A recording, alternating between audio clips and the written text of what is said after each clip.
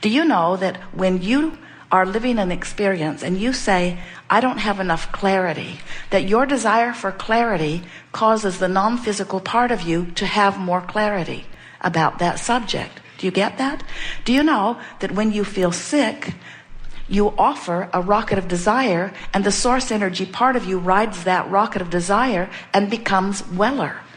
Now, friends, this is really a leading edge way of looking at this, but it is important that you somehow get hold of the vibrational relationship between the you that was you before you were you in this physical body that is expanding through you. As Jerry and Esther travel from Phoenix to San Diego, it's easy. They know the way. It's 400 miles. They head west. They always make it. And they never, ever get halfway, Yuma, out there in the desert, and then worry that they won't make it and argue with each other about whose fault it is that they're not there yet. They never do that because that journey is so easy to understand that they just point west and keep going, and they always make it. But we see some of our physical friends, you're on your way from sickness to wellness, in fact, sometimes well along the way. But because you don't know what you are using as your guideposts, you stop and take score. Can you imagine if Jerry and Esther stopped in Yuma and took score of whether they were in San Diego or not? We're not there. Oh my God, we're not there. We're not there, and there's no place to eat here. And yet you do that all the time. You're well on your way to the financial abundance that you want, to the physical improvement that you want, to the relationship that you want.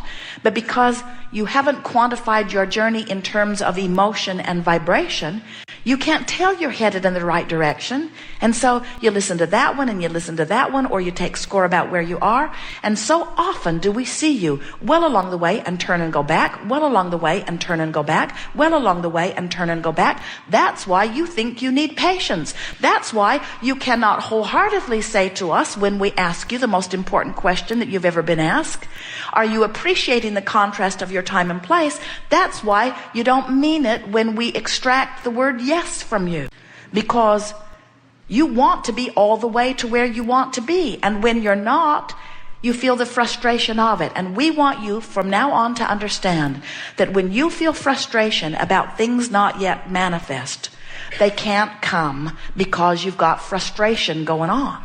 So is the frustration keeping you from your manifestation? No. Your thoughts are. Your frustration is an indication of the direction of your thought. So to quantify your journey, you have to care about how you feel.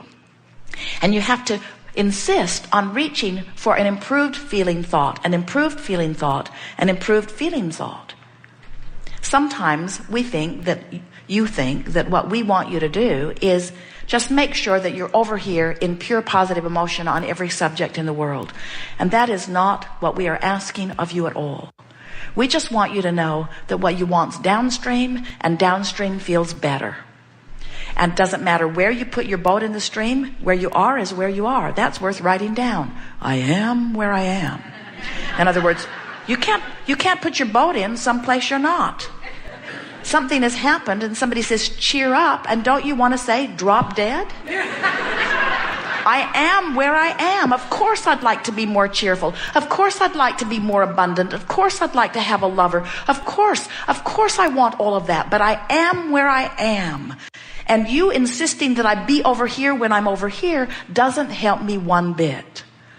Accepting where you are, making peace with where you are, is everything, because all of your power is here and now. All of it. 100% of your power is here and now. And do you know what the power is? To turn downstream or upstream. To turn toward a thought that feels better or a thought that feels worse. Do you know that you are source energy in a physical body? And do you know that the source energy part of you did not all come here with you? In other words, that soul or source part of you still remains vibrationally based, non-physically based. The larger part of you is that vibrational, what some of you call spirit or soul or source, but it's the eternal, expanded you. So that non-physical part of you from which you came forth still remains non-physically, vibrationally focused, and is, by the way, pure positive energy, meaning no resistance that you could notice in that vibration. So then here you come as an extension of that into this leading edge time-space reality where you are surrounded by contrast. And the contrast is there for very good reason. It's there because it must be, first of all. It's there because all things that have ever been continue to be vibrationally. There is no ceasing to be of anything. So that non-physical energy stream that was you, that expressed part of itself into what you know as you, is now exploring the variety of your leading edge time-space reality. And as you explore that variety, you cannot help but come to constant, personal, individual, unique preferences. It happens all day, every day. Whenever you know what you don't want, you know more clearly what you do want. And even if you're not talking about it, you cannot help but know what would be better, what would be better, what would be better. It is the orientation of the eternalness that is all of us. So each time you have an experience, no matter how dramatic or simple it seems to be to you, the comparison happens at all levels of your being, and you are constantly emitting, even cellularly, sometimes what you would call unconsciously and consciously, rockets of desires, preferences. This would be better, this would be better, this would be better, this would be better, even if you're not putting words to it, which in the majority of cases you are not. Now, this is so exciting because what that means is the source energy that was you before you came forth into this physical body is now having this expanded experience because of you. So that means if you're in despair, the most accessible thought to you is one of revenge and rage. Really. Your friends preferred that you stay depressed. You're less trouble to them when you're depressed. They want you to either be depressed or be joyful. And you don't have the option of joyful. The frequencies are too far apart. If you would allow yourself the natural breath of fresh air that revenge would give you, then you could allow yourself the natural fresh breath of air that anger would give you. And then you could allow yourself the natural fresh breath of air that frustration would give you. And then you can reach for hope. And when you reach for hope, then it's smooth sailing. Once you get into a vibration of hope, it's easy to find those other good feeling emotions. So we're encouraging you to make a decision today. We certainly would if we were standing in your physical shoes and had access to this information that you are so clearly assimilating as we are giving it to you. We would make a decision that we are going to make peace with wherever we are, and that we're going to exercise all of our power, which is all happening right now, to turn downstream as often as we can. So your new mantra is, today, no matter where I'm going, no matter what I'm doing, no matter who I'm doing it with, it is my dominant intent to look for that which I'm wanting to see. I'm going to look for the thought that feels best from where I am, the best feeling thought I can find from where I am. And friend, that's the secret to life. That's the secret to alignment. That's the secret to fulfilling your reason for being. That's the secret to becoming that which this life has caused you to become.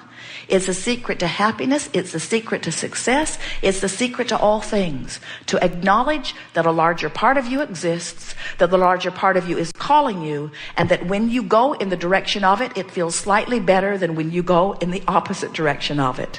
And if you've got that, then you've got everything. From this point forward, you will begin closing the gap. And what you're going to notice is you have so many things in your vibrational escrow. You've lived lifetimes putting them there, and especially this lifetime putting the specifics of them there.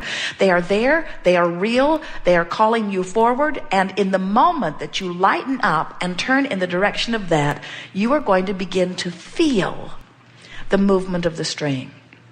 Esther and Jerry occasionally, in fact, frequently, are wailing down the freeways at 75 or 80 miles an hour. Their monster bus. Everyone sort of just gets out of the way. And then sometimes, especially in the metropolitan areas, the traffic will slow down to a standstill. And it is not a good feeling to have been moving and making such great progress and then suddenly to be not moving at all. And then when the traffic begins to move just a little bit, they always feel that feeling of relief. Even though it's far from 70 miles an hour, sometimes it's only 10 or 15 or 20 miles an hour. But it feels so much better than just sitting still. And can you imagine how they would feel if they turned around and went in the opposite direction of what they're wanting to go? You are an expanding being who will never be happy unless you let yourself get up to speed with your expansion. In other words, it's not like you have a choice here in this sense. Life caused you to become more, and now you sort of kind of got to go. If you don't go where life has caused you to become, you feel the discord of not going. So it's this simple. You and what you've lived have caused your stream to move, and you and what you are thinking are allowing yourself to go or not in the direction of what you have created. So it's all up to you. You've got your hands on the steering wheel, you've got your foot on the throttle. In other words, it's all up to you. Isn't that good to know? If life causes you to want something, and you can find the way, and we're here to tell you, it wouldn't take you more than 10 or 15 or 20 minutes if you'd focus a little bit. If you will focus yourself into alignment with what you want, it has to appear in your experience. So then what begins to happen? Because you never get it done. Contrast causes you to want it, you line up with it and become it. Now you've got more contrast, which causes you to want it, you line up with it and become it. So there will always be something more that you want from where you are. As you begin to understand that the joy of life is in the sorting it out and the giving birth to it and the turning in the direction of it, feel the dance of that. The contrast causes you to want it. The clarity of your direction of thought lines you up with it. You become a match to it. The universe delivers it. Now more contrast causes you to want it. You line up with it. Ah, friends, it's like being on that surfboard, out on that leading edge wave. That's the way life is supposed to be for you. And it will always feel good if you're pointed downstream. Good is a relative term, isn't it? The other day, Esther was ragging on about something, and Jerry listened for a while and then lovingly and extremely mistakenly said to Esther, "That sounds upstream to me." And Esther said, "It was downstream for me." And we think that's really worth noting. In other words, Jerry was all bright-eyed and bushy-tailed. He'd been taking a walk. He was feeling good. He was looking at life through rose-colored glasses. He was tuned in, tapped in, turned on. Esther was working on something that she had to do, some deadline that she had to meet in order to get something in the FedEx box by 4 o'clock. Jerry's living happily ever after. Esther's doing all the work. Jerry's living happily ever after. Esther's doing all the work. At least that's the way it seemed to Esther. And so as Esther made her comment, there was no question that it was downstream from where she'd been a minute ago. It was certainly upstream from who she really is, but that doesn't matter.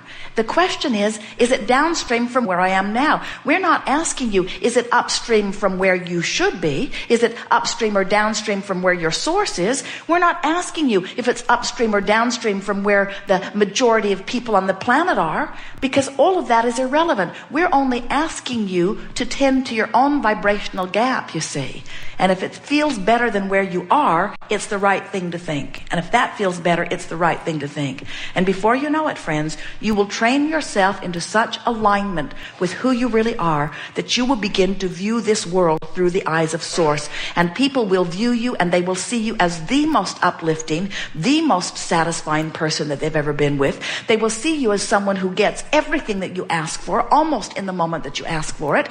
They will see an energy around you, a vitality around you. They will call you a master. They will begin to recognize that you have figured out how to come finally into vibrational alignment with who you really are and what you are really about. And that's what every one of you intended as you came forth.